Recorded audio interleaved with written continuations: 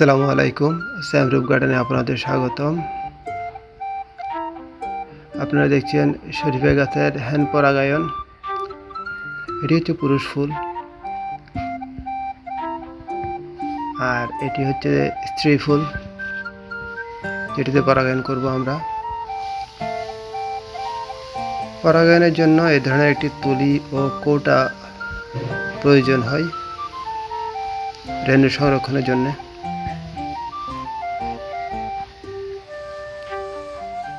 এখন আমরা দেখব কিভাবে রেণু সংরক্ষণ করি।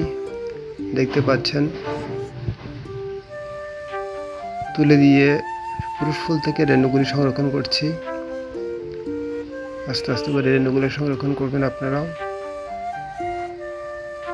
কৌটার নিচে কিছু রেণু দেখা যাচ্ছে, দেখতে পাচ্ছেন আপনারা।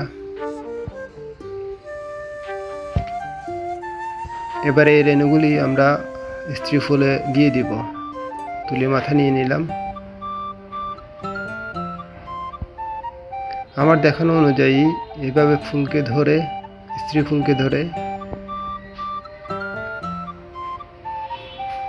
তুলে মাথা লাগানো রেণুগুলি স্ত্রী ফুলের ডিম্বাশয়ে দিয়ে দিবেন। আর ফুলের একটি পাপড়ি কেটে নেবেন, যাতে চিহ্নিত করা যায় যে এটি পরাগায়ন করেছেন। আরও একটু কাছ থেকে দেখাচ্ছি। ঠিক এইভাবেই পরাগায়নগুলো করবেন। তো হয়ে গেল পরাগায়ন। ভালো থাকবেন, সুস্থ থাকবেন, লাইক কমেন্ট শেয়ার করবেন। আল্লাহ হাফেজ।